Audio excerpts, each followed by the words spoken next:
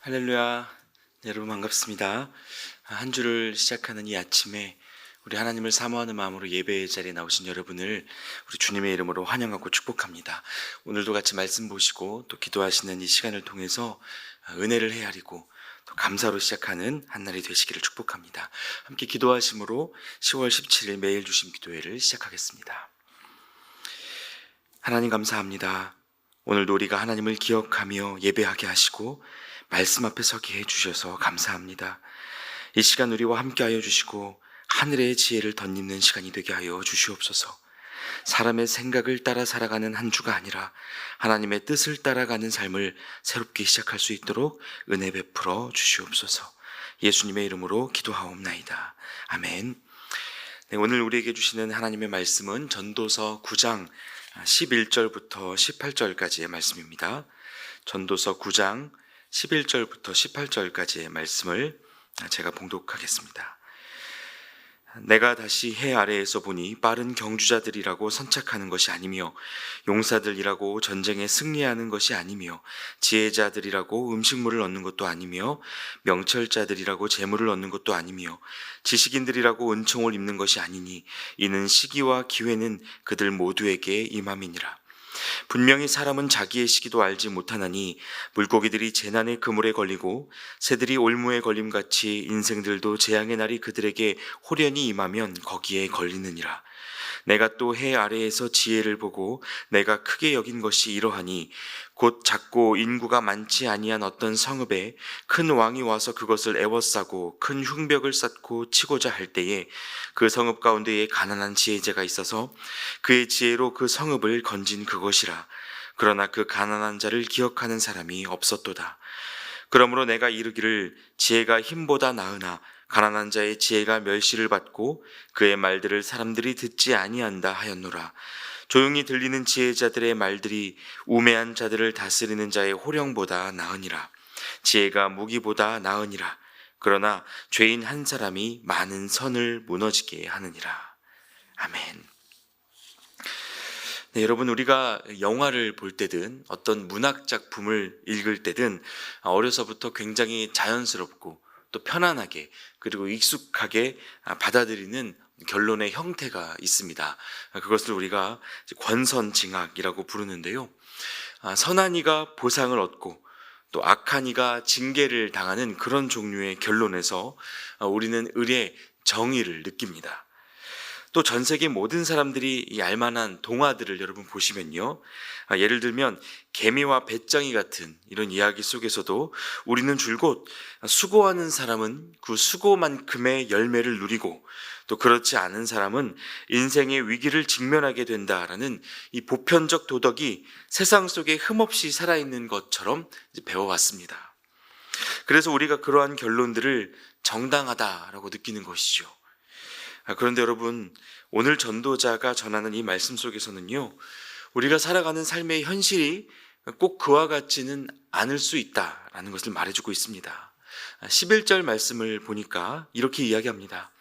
내가 다시 해 아래에서 보니 빠른 경주자들이라고 선착하는 것이 아니며 용사들이라고 전쟁에 승리하는 것이 아니며 지혜자들이라고 음식물을 얻는 것도 아니며 명철자들이라고 재물을 얻는 것도 아니며 지식인들이라고 은총을 입는 것이 아니니 이는 시기와 기회는 그들 모두에게 임함이니라 라고 이야기합니다.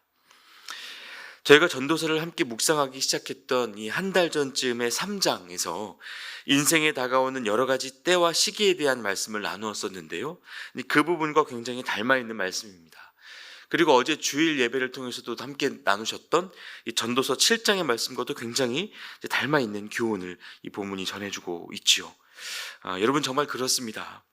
인생은 빠르게 달려간다고 해서 목적지에 먼저 도착하게 되는 것도 아니고, 강한 용사라고 해서 전쟁에 무조건 승리를 얻게 되는 것도 아닙니다. 사람이 얻어 누리는 재물과 은총이 그가 갖고 있는 지혜와 명철에 늘 비례한 것도 아닙니다. 그래서 이 11절의 말씀이 증언하듯이 시기와 기회가 모두에게 알 수 없는 방식으로 임하기 때문에 우리의 수고와 노력에 어떤 결과가 이어질지는 아무도 확신할 수가 없는 것이죠. 자, 여러분, 이 사실이 오늘의 우리에게 주는 교훈이 무엇이겠습니까? 우리의 지혜로 삶을 다 헤아릴 수 없다는 사실. 이것은 바로 오늘 우리에게 은혜를 상기하게 합니다. 10개의 씨앗을 심어도 10개의 열매를 보장할 수 없는 세상 속에서 우리에게 허락된 몫이 있고 일상의 은혜가 있다는 것이 얼마나 감사한 일인지 생각하게 하는 것이죠. 여러분, 이것을 깨닫지 못하고 사는 사람들은요, 이 세상에서 자신이 누리고 있는 삶의 열매가 지난날의 노력으로 정당하게, 합당하게 주어진 것이라고 믿습니다. 네, 여러분, 물론 수고하고 애쓰는 시간이 중요합니다. 그 시간들이 있었기 때문에 열매를 누리게 된다는 것을 우리가 부인할 수 없습니다. 그러나 같은 노력, 같은 수고를 한다고 해서 모두가 성공의 열매를 거두지는 않는다는 사실을 여러분, 우리가 삶으로 경험하고 있지 않습니까? 사람들은요, 애를 쓴 만큼의 결과가 따라오지 않으면 분노하기도 하고, 왜 그렇게 되었는지 원인과 결과를 따져보기도 하지만 여러분, 반드시 모든 것이 계획대로 되지는 않습니다. 갑작스럽게 찾아오는 인생의 모든 변수를 고려하는 것도 불가능하기 때문이죠. 그러므로 여러분, 우리가 삶에서 은혜라고 부를 만한 것들을 누리고 계시다면 그 안에 수많은 사람들의 동역과 무엇보다 하나님의 돌보심이 있었다는 사실을 이 시간 기억하실 수 있기를 바랍니다. 또 여러분, 이와 더불어 반대의 경우도 있습니다. 성공을 거둔 이들이 자신의 노력으로 해냈다고 믿는 경우도 많지만 잘못된 선택과 부족한 노력으로 원하는 결과를 얻지 못했을 때 절망감에 사로잡혀서 자신을 자책하게 되고 무너지게 되는 그런 경우도 적지 않다는 것입니다. 자, 그러나 여러분, 오늘 전도자는요, 바로 그러한 실패 역시 우리의 잘못 때문만은 아니라는 것을 가르쳐주고 있습니다. 때로 우리의 어리석은 선택과 죄로 인해서 우리가 어려움을 경험할 때가 있지만 많은 경우 우리에게 찾아온 그 어려움의 원인이 어디에 있는지 우리가 분명하게 알 길이 없습니다. 그래서 이럴 때면 도대체 왜? 라는 질문을 던지며 원인을 찾는 것에 매여 있기보다 어떻게 이 시간을 견디고 또 지금 무엇을 할 수 있을지 생각하는 것이 지혜로운 일이 되는 것이죠. 우리는 삶의 모든 것을 통제하기 원하고 확인하길 바랍니다. 그러나 여러분, 우리는 하나님이 아닙니다. 우리가 해야 할 일은요, 하나님의 능력, 모든 것을 내 계획대로 이끌어갈 수 있는 그런 하나님의 능력을 내가 갖는 것이 아니라 그 능력 갖고 계신 하나님을 매 순간 신뢰하는 것입니다. 우리가 가져야 할 것은 능력이 아니라 믿음이라는 말입니다. 그래서 여러분, 어쩌면 이것이 이 계산대로 흘러가지 않는 삶이 우리에게 주는 가장 큰 유익은 바로 우리가 그 매 순간의 삶을 통하여 하나님을 기억하게 되는 그것일 줄로 믿습니다. 하나님을 생각하게 하는 것이죠. 하나님을 의지하게 하는 것입니다. 여러분, 만일 모두가 예외 없이 수고만큼의 열매를 얻게 되고 원인이 분명한 고난만을 마주하게 된다면 우리가 그런 삶에서 하나님을 찾거나 의지할 이유가 없지 않습니까? 예상대로 흘러가지 않기 때문에 하나님을 의지하고 알 수 없는 인생이기 때문에 그 가운데 찾아오는 하나님의 선물들을 큰 감격으로 우리가 맞이하게 된다는 것입니다. 그래서 당연한 게 없다는 것은 우리 모두에게 기회가 있다는 뜻이기도 하고 우리의 생각 넘어 일하시는 그 하나님의 크신 손길을 소망하면서 살아갈 수 있도록 힘을 주기도 하는 것입니다. 그러므로 여러분, 우리가 앞서 달려갈 때 교만해지거나 느리게 오는 이들을 업신여기지 않게 되시기를 바랍니다. 또 뒤처지고 있을 때 의기소침하거나 앞서가는 이들을 시기하는 마음으로부터도 자유를 얻으실 수 있으면 좋겠습니다. 우리의 어떠함 때문이 아닐 수 있습니다. 그저 매 순간 하나님의 주권을 인정하는 믿음으로 오늘의 분깃을 누리시고 감사를 놓치지 않는 그 은혜의 회복이 저와 여러분 모두에게 있으시기를 축복합니다. 또 한 가지 여러분, 오늘의 본문은요, 이어지는 말씀 속에서 이렇게 살아가는 삶의 지혜가 갖고 있는 한 가지 특성을 설명해 주고 있는데요. 여러분 13절부터 15절까지의 말씀을 다시 한번 보시겠습니다. 내가 또 해 아래에서 지혜를 보고 내가 크게 여긴 것이 이러하니 곧 작고 인구가 많지 아니한 어떤 성읍에 큰 왕이 와서 그것을 에워싸고 큰 흉벽을 쌓고 치고자 할 때에 그 성읍 가운데에 가난한 지혜자가 있어서 그의 지혜로 그 성읍을 건진 그것이라. 그러나 그 가난한 자를 기억하는 사람이 없었도다. 자, 여러분 여기에는요, 사람이 헤아릴 수 없는 인생을 살아가면서 하나님을 의지하고 하나님을 신뢰하며 살아갈 때 그 지혜가 갖는 가장 중요하고 또 아이러니한 특징이 드러납니다. 그것이 무엇입니까? 가난한 자의 지혜가, 가난한 지혜자가 갖고 있었던 그 지혜가 큰 왕의 위협으로부터 그들의 성읍을 지켜낼 만큼 놀라운 능력이었음에도 불구하고 사람들이 그를 알아보거나 기억하지 못했다라는 사실입니다. 여러분 어떠십니까? 이 사실 조금 힘이 빠지는 결론 아닙니까? 아름다운 결론에 익숙하고 또 그것을 바라는 우리로서는요, 드러나고 인정받는 영웅으로서의 인생에 더 큰 매력을 느낍니다. 그러나 말씀은 진정한 지혜자의 삶이 사람들의 눈에 가려진 상태였다고 말씀하고 계십니다. 그 성읍이 큰 왕의 위협으로부터 구원을 받았지만 누구의 지혜가 그들을 살렸는지조차 사람들은 모르고 살아가고 있었다는 것입니다. 그래서 여러분, 이 지혜자의 이야기가 오늘 우리에게 떠올리는 한 사람의 이야기가 있습니다. 그것이 누구의 이야기입니까? 바로 인간의 모든 죄를 짊어지고 십자가에 오르신 우리 주님 예수 그리스도의 인생입니다.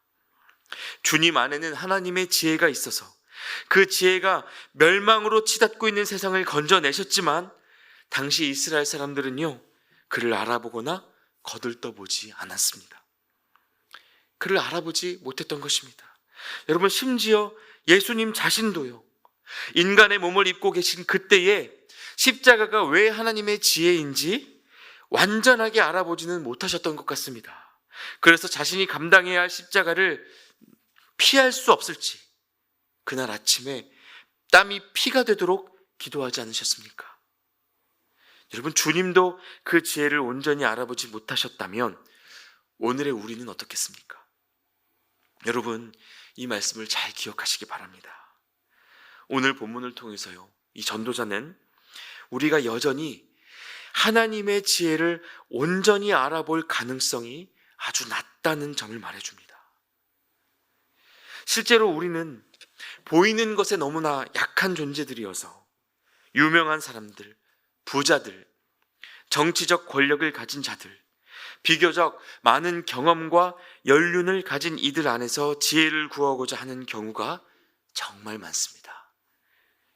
똑같은 말을 해도요, 권위 있는 사람이 했다고 하면 다르게 들리는 것을 말하는데요. 예를 들어 여러분, 산은 산이고 물은 물인 줄 모르는 사람이 있습니까? 여러분 다 아시죠? 그런데 이 억구가 이 한국 불교의 큰 스승이라고 알려진 성철 스님의 법어로 유명하다라고 하니 이 말에 어떤 특별한 의미가 있는가 보다라고 생각하는 것과 같습니다. 제가 어린 시절 언젠가 한 번쯤은 산은 산이다, 물은 물이다라는 말을 저도 했던 것 같거든요. 그러나 그런 저의 말을 특별한 의미를 담아 듣는 사람은 없었습니다.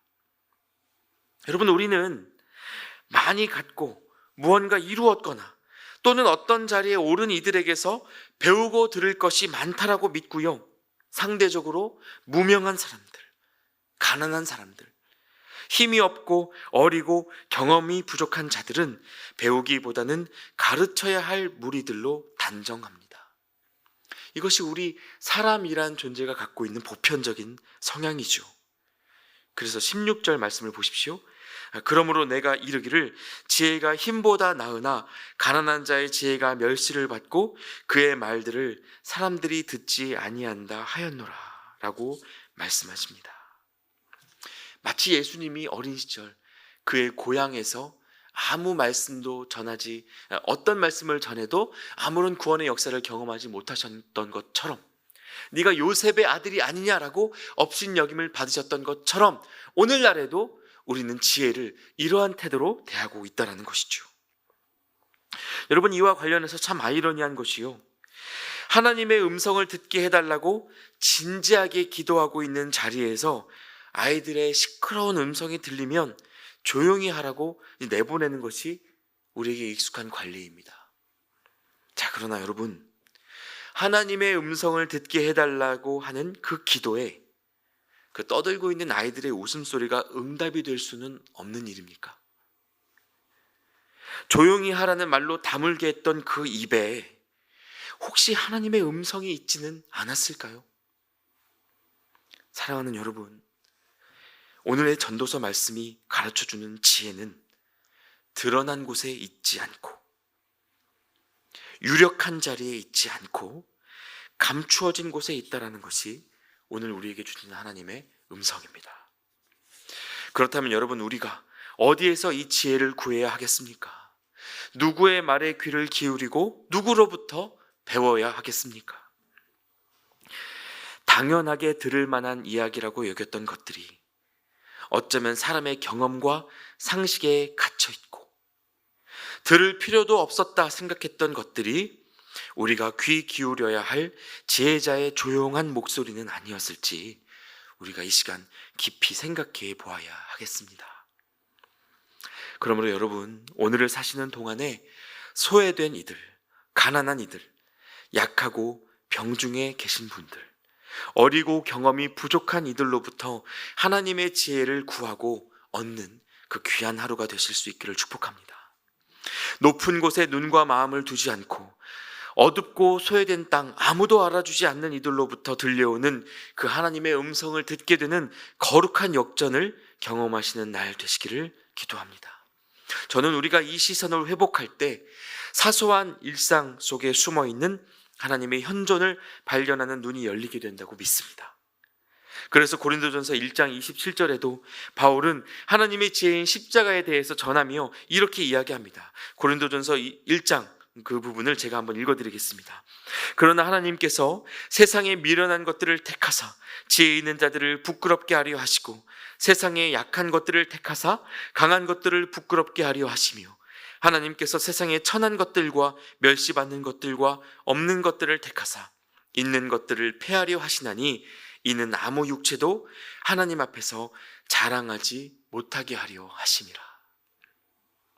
여러분, 우리에게 사람들이 박수 쳐주는 사람의 지혜가 있고, 누군가에게 자랑할 만한 힘과 능력이 있어도 하나님의 지혜를 알아볼 만한 겸손과 믿음이 없다면 여러분, 그 삶은 하나님 앞에서 부끄러운 인생이 될 수밖에 없습니다.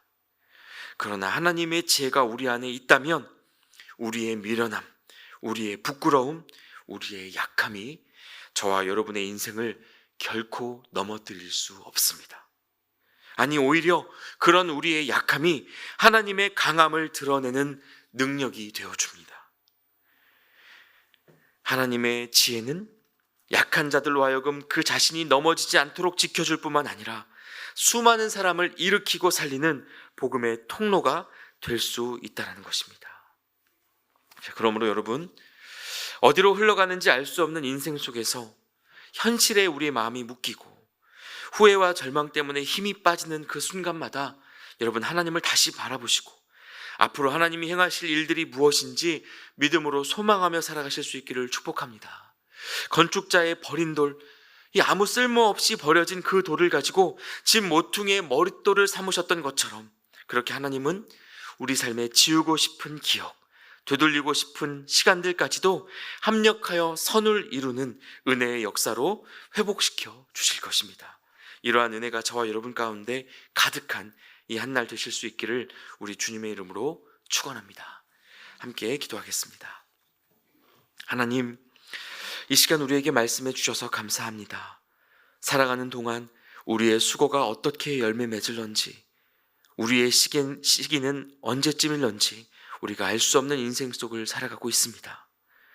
그러나 그럴 때마다 의지할 수 있는 이름이 있고 하나님 아버지께서 우리와 함께 하신다는 그 사실이 얼마나 큰 은혜가 되는지 모르겠습니다. 하나님, 우리가 해 아래에서 누리는 이 모든 것들에 감사를 놓치지 않게 하여 주시고, 세상이 알아주지 않는 자리, 누구도 주목하지 않았던 가난한 자로부터 나와 온 성읍을 구했던 하나님의 지혜를 알아볼 수 있도록 우리에게도 지혜와 영적 지각을 허락하여 주시옵소서. 지금 우리의 연약함이 하나님의 능력을 드러내는 비전의 도구임을 깨닫고 한날의 삶을 믿음으로 감당할 수 있도록 도와주시옵소서. 예수 그리스도의 이름으로 기도하옵나이다. 아멘. 이제 하나님 앞에서 계속해서 각자의 기도 제목으로 기도하며 나아가겠습니다.